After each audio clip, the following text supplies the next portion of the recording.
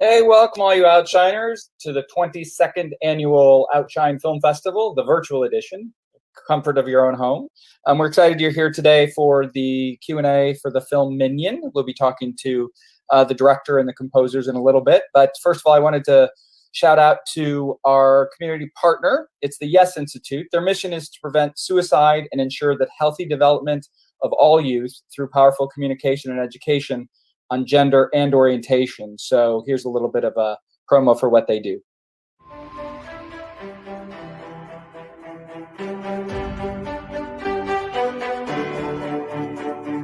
My first experience with Yes was over 2 years ago with my then 5-year-old little boy, whom I have now found out you identify as gender non-conforming, gender non-binary, gender fluid. But at the time, I only knew him as my fabulous little boy that liked to wear tutus and paint his nails and show up in a very non-conforming, unconventional way as a little boy.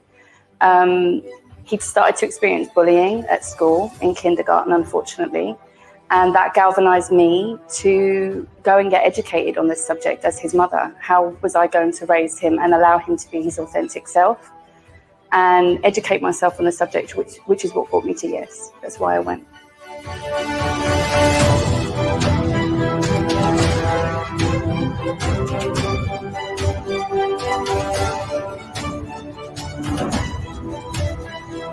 I think the impact that the Yes Institute is having on the community is that they're educating the public about gender and orientation, and they're doing it in a way that's not confrontational. They're doing it in a way that's creating a safe space for everybody to feel included in the conversation, as well as just creating that safe space for people to come and share their own experiences without any judgment.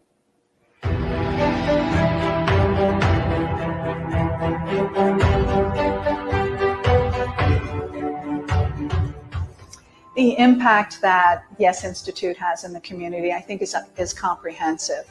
They provide education to both larger systems, schools and universities, corporations and businesses, as well as individuals and families, so that it hits the entire community.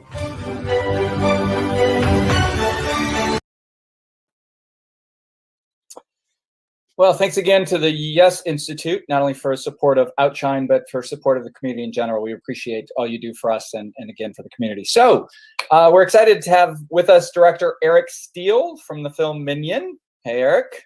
And as well, we're very excited to have David Krakauer and Kathleen Tagg, who are composers for the film. Yeah. Welcome. Thank you. Thank you all for being here. We're excited. I'm particularly excited to talk to composers because we get a lot of directors and producers, but not always composers. So I'm anxious to hear sort of how that process works. So we'll get back to you. But Eric, to start with, how did you come to the project, or did it come to you? What's the genesis of how you got involved? Way back in 2004, I was working on a documentary, The Bridge, in San Francisco, and I had a rare day off, and I went to a bookstore, and on the recommendation of a bookseller, I bought a collection of short stories by a wonderful Canadian writer, David Bezmogas.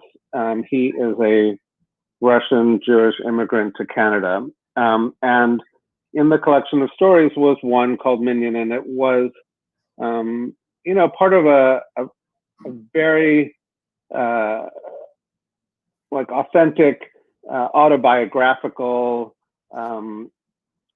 set of stories about his experience as an immigrant, as a Russian Jew, and sort of tracked it over many years of his childhood and teenage years. And I just fell in love with this one story, Minyan. It was a slight story, probably about 10 or 12 pages. But I think the story spoke to me about a relationship between a boy and his grandfather, and between this young boy or man, and and the neighbors that he meets in his grandfather's retirement home. And I asked David Bezmogus and his agents if I could make a short film about it, and he said no. And I kept asking, and he kept saying no, sort of year after year after year. And then finally, I sort of couldn't leave it alone, and I asked him, and he said, "Okay, I will let you make this under one condition, that you make this your story and not my story." And I think, being a filmmaker with a background in documentaries, my instinct was, well, I just have to go to Toronto and spend time with the Russian Jews there, and live in this community, and that will make it authentic to me. And I did that, and I came back and I wrote a script, and the script was awful, and I was pretty despondent, actually, and I was looking at the book and trying to sort of map out when things were happening, and just by sort of when David Bezmogus arrived in Canada and how old he was in the story, I realized that he would have been about 17 years old or 18 years old at the time, in the late 80s, when the story takes place. And I had this sort of strange flash of thinking, well, my life, in the mid to late 80s, in New York City as a young gay man coming out, in a way sort of folded into the story. And I think I finally understood what David Bezmogus was asking of me, which was that really the character of David in the movie shouldn't be an avatar for David Bezmogus, but in some way have to carry my DNA. And I think now that's sort of how the movie came to be. It's like a marriage of a story that isn't mine, the experience of the Russian Jews, and one that is very, very much mine, of a young gay man in New York in the late 80s. It's interesting. Did you find it? So you sort of immersed yourself in the Russian community in Toronto, yet you set it in New York and in Brighton. Did you see much similarities or differences, and how did that sort of impact the story itself? Yeah, for a long time, our plan was to do it in Toronto. And one of the things that I found really interesting about Toronto is that the Jewish population in Toronto lives pretty much on one street, on Bathurst Street. And like each subsequent wave of Jewish diaspora sort of pushed the street a little bit farther and farther north. And so where the Russian Jews are is fairly far out of the city, and then like what they call the gay ghetto of Toronto is really in downtown. And so there was a sense of these two worlds in Toronto. And later, when I cast Ron Rifkin as the grandfather, who was amazing, and his wife is in a nursing home facility in New York City, and he really thought he wouldn't be able to do the part if I made everyone hike it up to Toronto. And so that provoked me to sort of go back and think about Brighton Beach and spend time there. And in a way, it made it a little bit easier for me to tell my part of the story, because my part of the story really was in large part in the in the East Village and the bars and clubs of the East Village in the 80s. So speak a little bit about casting, because you mentioned Ron Rifkin, who plays Joseph, and David, Samuel H. Levine, phenomenal. So how does one, I mean, is it just, do you know that was the person and you were going to get what you got, or was it like grueling to try and find these people? And not only those two, but the cast in general for, a smaller independent film is phenomenal. Thanks. I think everyone in the cast is special and spectacular, and I think the process of casting, I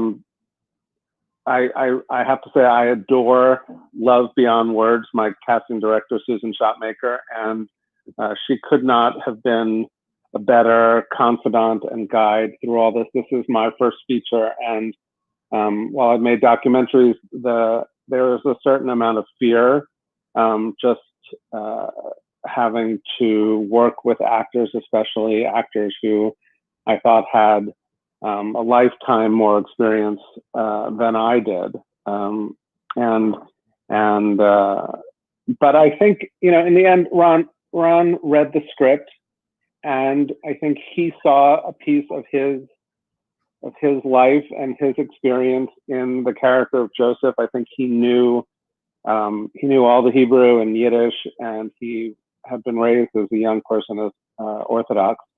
And so a lot of it triggered that same kind of, I would say, like memory response that David Bezmogus' story triggered in me. I mean, I sort of could see my grandparents in these apartments and in these situations. And I think Ron could see his family in the situation. And I think once I had Ron on board in the cast, it made it, probably much more attractive to get other actors. But finding Sam was an interesting experience. I auditioned a lot of young actors, a lot of really wonderful, talented young actors. Some came into the casting room in New York. Some sent tapes from California, from all over the world. Actually, I mean, we had Russian actors and Finnish actors and Romanian actors who I thought were terrific. And I had sort of narrowed it down to a few, like maybe one or two that I really liked. And then Susan Shopmaker said, before you decide finally, we should go to London. There really are some, wonderfully trained young actors there. And there's this play that I think you should see. There's some great young actors in it. And, I was like, okay, well, we'll go to London. And it was like a splurge. It was, for us, a small movie. It was an expense. And off we went. And I met some amazing actors in London. It totally started to like reconfigure my order, choice order. And then we went to see this play, The Inheritance, by Matthew Lopez, which is a 2-part, 7-hour epic,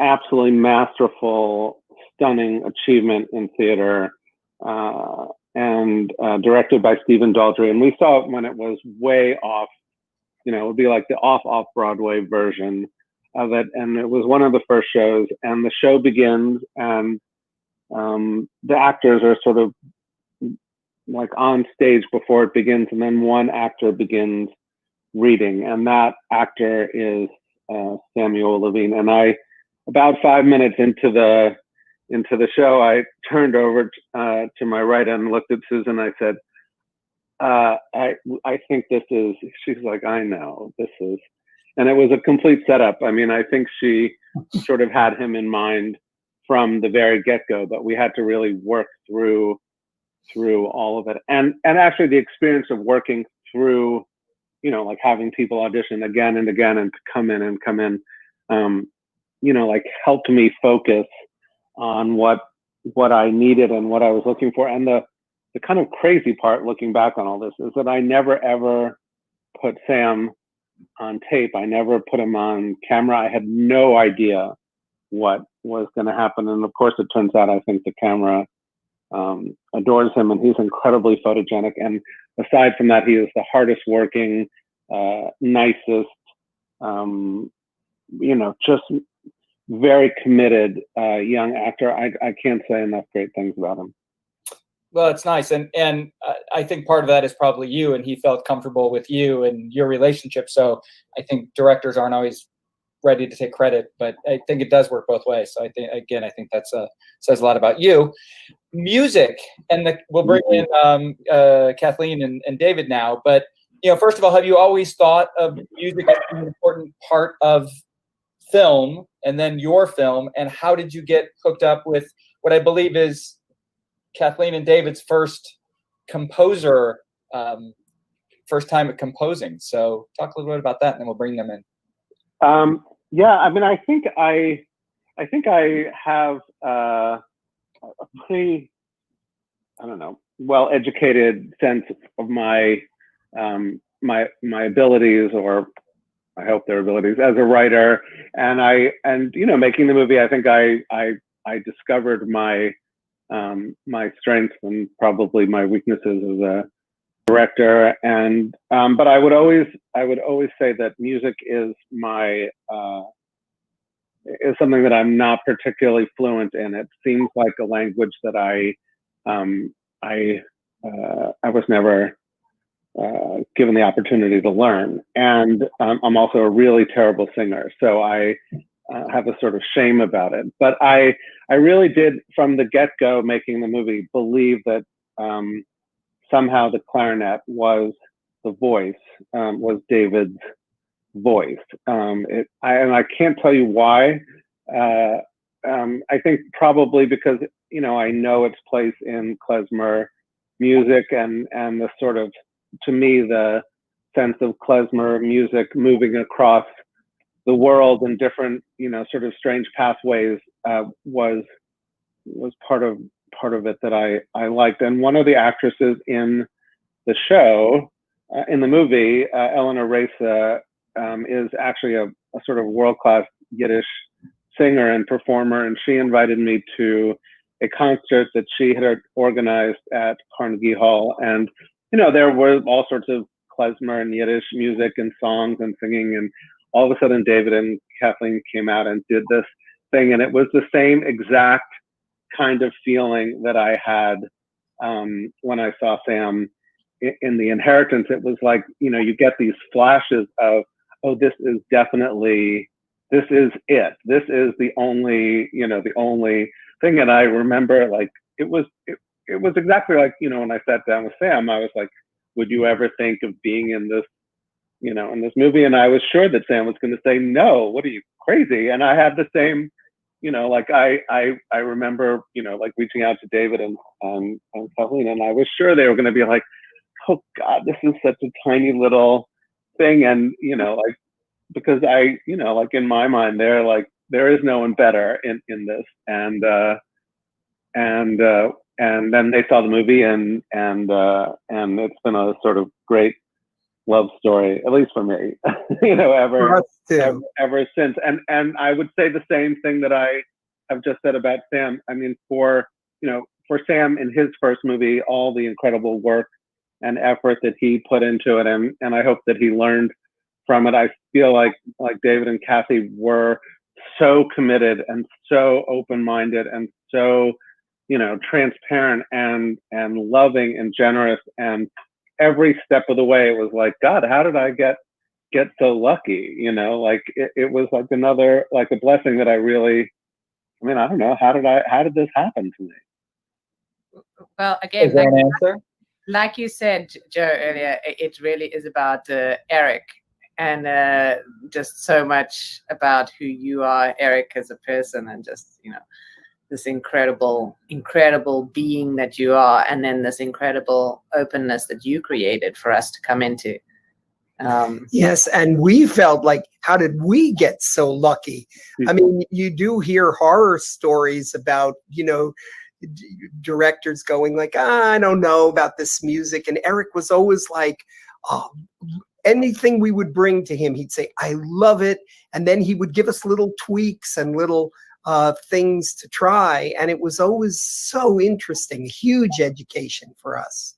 And, you know, we've both written a lot of music in our lives. So it wasn't our first time writing anything, but it was our first time writing for a film and working on it together in this way. And we just felt like we had, just such an amazing time working on it, and such an openness. And Eric was just, you were so amazing to work with in just bouncing ideas, but the way that you talked about stuff. So what we found incredibly interesting was that another language that was used to talk about the music was musical language. You talked with, you know, basically a different language from us, and yet it sparked all sorts of things, like, you know, from the amount of strands of different instruments joining, correlating to people, to the way the situations unfolded, to underpinning scenes, and so much more, and what was happening underneath, and subtext absolutely everywhere that you looked.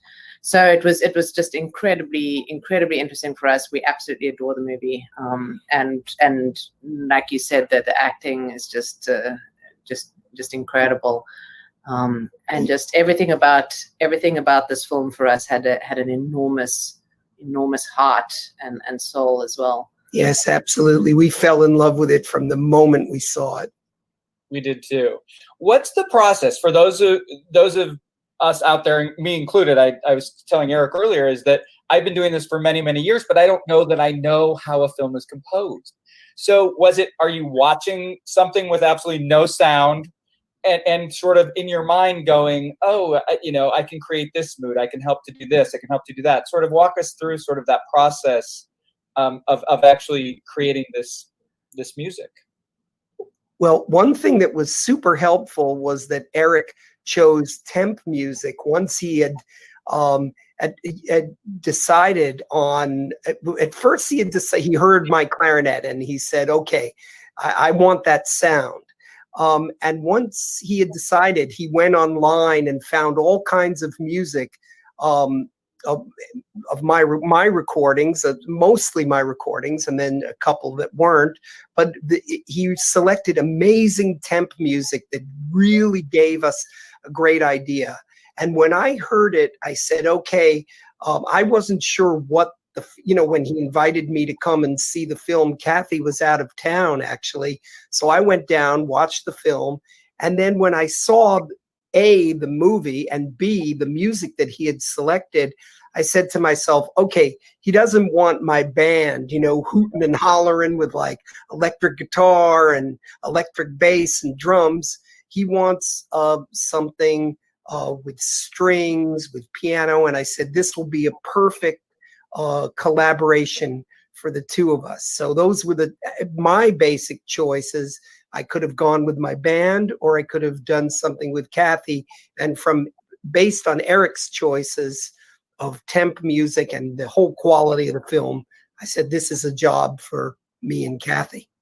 And what was so great for us was that, we got to watch the full film, more than once with Eric and with the wonderful editor as well, with Ray, and sitting there really talking about the scenes, talking about the characters as we would go, and like asking a lot of questions. And then we did smaller sections at a time. So really, asking a lot of questions, thinking and hearing what was in Eric's mind as well, as we were going. And then we would go and do a scene at a time. And for us, really, it was quite a wonderful process for us, because Eric had a very strong idea of what he wanted. So what the music might sound completely different from what he was maybe expecting. Eric, I can't, you can talk to that. But I think you had a very strong idea of what kind of function you wanted things to play.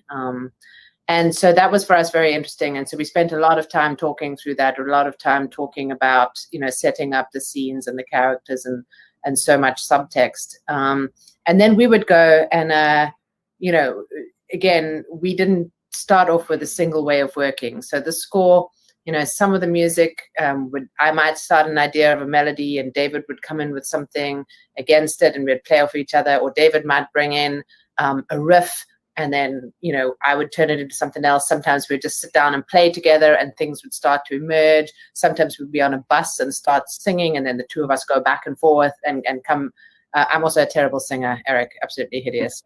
But we came up with and every single piece of music came about through a different process. So for us, that was also hugely exciting that there was no one single way in which we worked. Did you find it very different? You're both musicians, world-class musicians in your own right.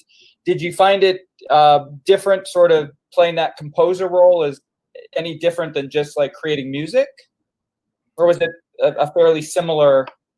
So this really was our first time working, really cutting to film. So we had to, our suite of our recording suite in our apartment basically grew and grew as we went. It was the first time actually also like recording to film. And so, but also, I think for me personally, when I write music, when I write my tunes, I need to have a story behind it. So it felt actually like a very familiar process to me to see things in the film. At the end, there's a thing where David has an epiphany and he's joyous. And I was walking in Riverside Park and I thought, and I was like, yeah, that's joyous. That's great. And that's a lot of how I work. Music makes sense to me. And Kathy is writing musical theater and songs. And I think also you're a storyteller with your music. And so that was, I think, so it felt very, very natural. And final question for you both. Do you think that it was sort of your first composing and your first sort of feature? You think that played a little role in sort of the relationship and you were both sort of figuring it all out together? Yes. And when we were figuring it out, Eric can attest to this, every week we did sort of leaps and bounds in the way we would sort of present stuff. Like, for example, in the very beginning, we were sort of, singing stuff into a cell phone or into an iPad. And he was just like, okay, that's not, and it was just, and we were like, yes, imagine it's going to be this and this and this. And then we were finding really that the more we could present something that sounded closer to the finished product, the better. So then we set up a multi-tracking thing, and then we ordered more microphones, and then we got the suite, and then we, really, started recording very early on just these rough drafts to picture in our apartment and sort of really layering them up. And the score is got a lot of strings in it, but it tends to pretty much be almost totally done with cellos. And that was because we were thinking we'd like a string quartet, but we were making mock-ups in our living room in our pajamas, and I had my cello. And so, there's like 4 or 5 or 6 cellos on top of each other. And it seemed to work really well with the kind of, sound that we were going for. And so as we went each week, the sort of things started getting more and more closer to what was going to be the original score. Yes, and we realized that Eric has a tremendous sensitivity for texture, musical texture, and how it conveys the story. And so we really had to have mock-ups that gave him a true idea of that texture. And I think, a lot of the times the process will be to make the music, via MIDI. And for those of you that don't know what that is, it's just, where you make it with simulated sounds like on the computer. But given that really the voice of the clarinet, David's particular sound, was so linked to the character of David in the film, and really this voice of David and his journey. It just, us having to do the mock-ups via MIDI, and especially with a lot of the, I use the whole inside of a piano. We do a lot of extended effects on the strings and things like this. And that just was not going to begin to be captured, in the final score. So we just felt that it was really important from the get-go to have these, the mock-ups that were used in the final were, actual instruments, and that really had life and blood and sweat and tears and screaming and yelling. Yeah, made a huge difference. Yeah, and then there was also a possibility for us to have a whole other level, I think, of interaction with Eric right from the beginning, which was so amazing and valuable for us because it wasn't based off of something kind of, like a simulated sound. It was like, this is actual, real life and breathing and sound in the film. So we definitely think that we've learned how to do certain shortcuts for the next time. That was definitely not the quickest road to the end product. Right, because we've virtually had to re-record everything. So we basically made 2 entire film scores. But yeah. Wow. I love the fact that you said for next time. So this is something you'd like to continue? Oh, we have a taste for it now. We're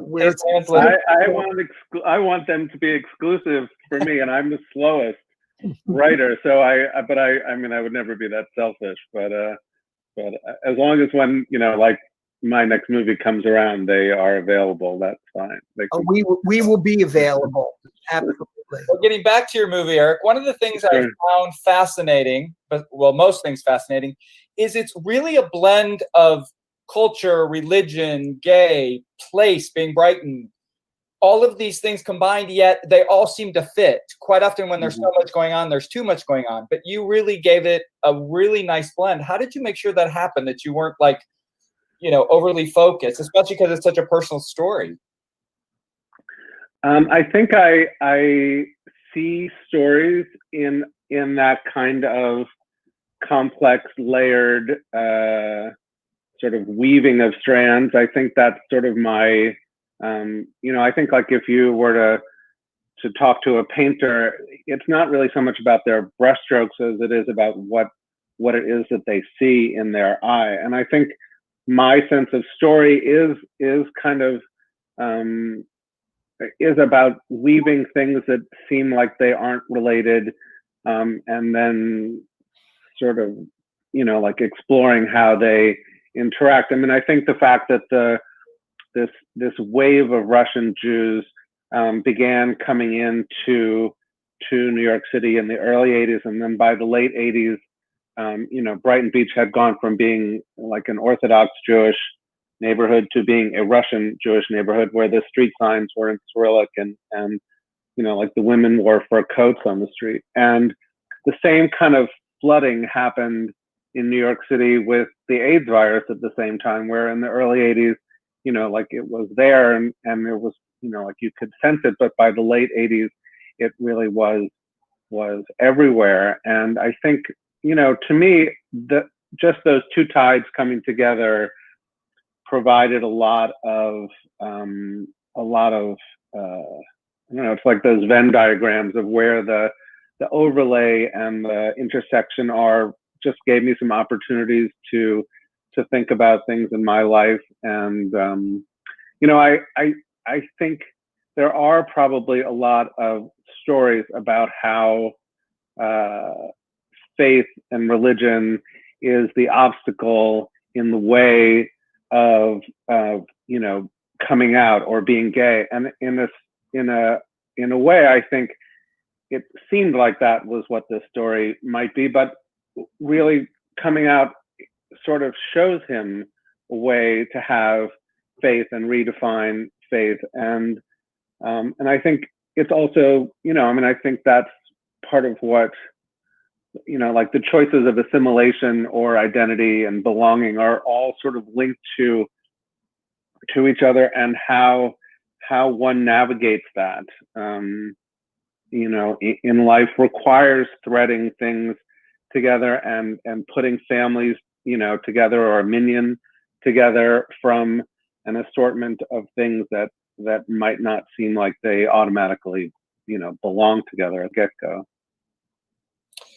You mentioned earlier the bridge. So you've done documentaries. Do you see the process itself? I mean, is filmmaking, or did you sort of conscientious of the difference between making a documentary and making a feature, and how that sort of impacted your process? Yeah, I mean, there are parts of it that are the same. I do think that storytelling is like I said, I see a story. And I see it in images and in textures and subtext and storylines and how they sort of weave together. So I think in that sense, they are similar. I think for me, the experience of making a documentary or making documentaries has always begun with me feeling like I was looking at something over there. I was looking through a lens onto something that was not not me. And over the course of making it, I think I discover how clearly I'm sort of also telling the story about myself, or about my relationship to the story. And so in this case with Minyan, I think I was challenged from the very beginning by David Bismogus, make this story your own. And so I had to kind of jump ahead into that sense of sort of self-examination in the writing process, in the casting process, in the in sort of every bit of the making of it. Like I was already in it, if that makes sense. I do think the one thing that I would say just sort of overall that I found incredibly more rewarding about making a narrative was that I think I was incredibly blessed, not only to be able to work with David and Kathy, but with the cinematographer Ulla Birkeland and Ray Hubley, the editor, and Lucia Satius, who is the production designer, Annie Simon, everybody she did the costumes, and Susan Shotmaker, and who did the casting. I think maybe I was just blessed, or maybe it was the energy that I put out in the world, and like, thank God it comes back in this way. But it was, as a director, you sort of know it's yours, like this is mine. But I felt like everybody brought every bit of themselves, to the creative process, and it must be because like the story strikes chords that aren't just about me. I think people related to it in a very personal, emotional way, and that is what made the process of making it, even, listening to Kathy and David talk about how the music came together in all these different ways, and bit by bit how it sort of grew, and I know like how excited I was to be a part of that process. I felt that with the cinematographer, I felt that with the casting director, I felt that with the costume designer, the production designer. The times that we talked about different wallpapers on the wall in some of these apartments, and color schemes, and like the artwork, or a lamp, or the jacket that David wears, this blue parka, and sort of how it sort of moves through the story. All of those things happen in exactly that way. And I watch the movie now, and I just am so blown away by how much great work and creativity and heart everybody brought to this. And I have a feeling, if I drill down deeper, sort of below the department head, I feel it in terms of the people who moved the props around, and the people who brought us, like soup in the afternoon from some of the kitchens in Brighton Beach when it was 12 below zero, and the people who moved the car and shoveled snow out of the way when like we had a snowstorm on a day that it couldn't snow. So I don't know. I think that part of the experience of working on a feature, people talk about it as a family. To me, it really was my Minyan. I feel like these people got up and basically prayed with me, every single day in order to make this movie. Otherwise, it would never have happened. Which is fabulous, because you hear so many horror stories. It's nice to hear the other end of that. We're getting near the time we need to close, but I do have a couple like last questions, and one may be fair or unfair, but I'm going to ask it anyway. What's your favorite, if there is a favorite moment? It could be a glance, could be just something about the film that was almost like an aha moment. And it's actually to both of you, because I think you both might have those. While you're proud of the whole thing, is there just one moment that you went, yeah, that's it. It sort of surmises what I was going for. Do you guys want to go first, or you want me to go? I don't know. Maybe it's a place that the music, was just phenomenal. It's phenomenal through the whole thing, but. I honestly don't know that I can say one thing. One place which I know was incredibly special for us working on, and it was kind of, we kept leaving it until the end, and the reason for that was that it just felt daunting and felt like it needed extra attention. And that was, there's a scene, it's called Lower East Side. It's basically, it starts in Brighton Beach and it finishes on the Lower East Side, and it kind of encapsulates just so much. And there's no speaking, but there's an entire narrative arc in this just under 2-minute shot. And so this for us was it was a major thing of finding something that bridged those two worlds, and we kind of felt like we had to make a lot of the other music and a lot of the other moments before we came to that. And I think for us that, you know, was so amazing, the fact that this film lived in these different places, but that they just felt so strongly connected throughout the film.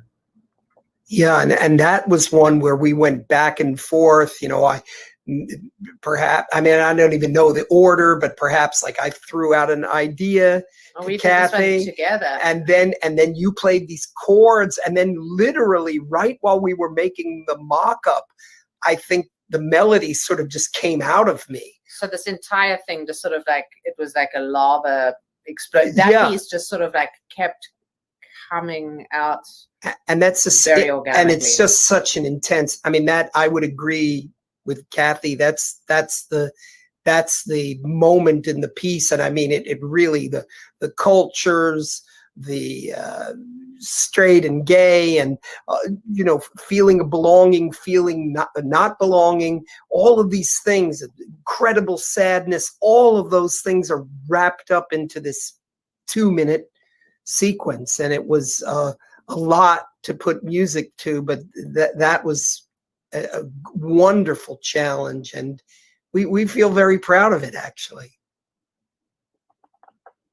I have two things. I mean, musically, I would say there really was, like, for me, like, every sort of piece of music that came in was like this just great home run of like a well of things. I mean, especially as the pieces evolved and the mock-ups became sort of more firm. But I think the very last piece of music that David and Kathy wrote takes place in the scene where David meets the girl from his school and takes her to the mother's office, and they watch her on the phone, and then they end up, you know, like in the patient room doing laughing gas. And I can tell you, having worked on movies before, that at that point in the game, when it was so like I think that was the very last. I'm sure David and Kathy were exhausted, and somehow this piece came out, and it has this incredible lightness and like sort of loving sense of humor, and it really changed a part of the movie that I always liked, and I appreciated for its kind of quirkiness. It's sort of like how in the world they end up in this, you know, movie doing laughing gas, you know, with David's mother. It like sort of doesn't exactly make sense, but suddenly it all works. So I think that would be my musical moment. But there were a couple of things that happened making the movie that I want to call them like synchronicity, and I think they only happen. Partly they happen because you know, I hope that those were the characters that I was writing, but I think they really did happen without me even directing them. They were just these moments. There was a scene in the classroom where David finally speaks up about the James Baldwin book, and his teacher walks behind him and sort of claps him on the back twice. And it was just like a tapping. And later on, there's a very sort of powerful moment in the bartender's apartment where David begins to understand what the list of names on the wall mean. And the bartender sort of claps him on the back twice, and it had a kind of like, oh, this is like, it was just like the rhythm section. It would be like if we had drums in the background and they were going boom, boom, boom, boom. And I think there were a couple of little moments like that. There's one more. It was a scene that I know the producers were like sort of desperate for me to cut in order to make our schedule. And it was a moment when the mother is looking out the window and she sees David walking by, and she waves to him through the window. And I was like, I can't cut this. I need this. And they were like, why? It doesn't mean anything. And then the very next scene is David and the bartender having sex in the apartment. And I didn't tell them where to go or what to do, but they began that scene at the window and sort of worked themselves over to the bed, and just there was like suction cups in the editing room. It was like as soon as we saw the two of them, those two moms together, they went like that. And I think, you know, that is really for me the magic of making a movie is like when moments like that happen. Well, this is my sad face because we're running out of time. We need to say goodbye. Eric Stelle, David Krakauer, Kathleen Tagg, thank you so much for allowing us to screen Minyan. Thank you for being here to talk about it. I wish you the best of luck. We look forward to hearing more from you. Thank you to Yes Institute for being the community partner. And we're going to leave you with a little clip from the film Minyan. Thanks again. Thank you. Thank you. Thanks.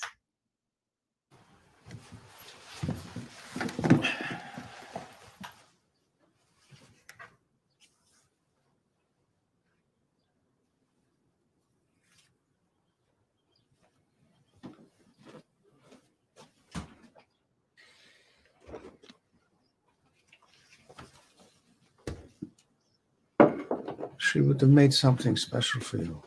And for you. No, this is all that I need.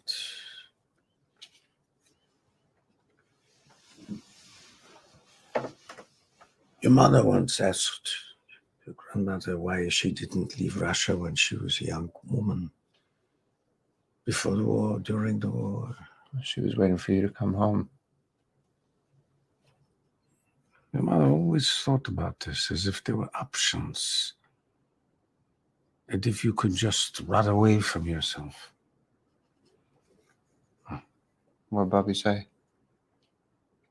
Look into my eyes. That's what Bobby said. So your mother looked in Bobby's eyes and she didn't see anything. Exactly, said Bobby. Because I have nothing to hide.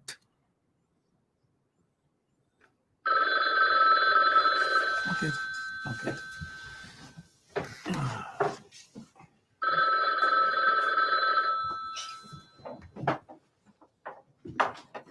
Hello? Yes? Yes? Right.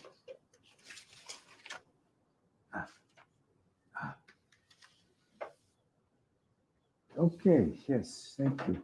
Thank you. Yeah.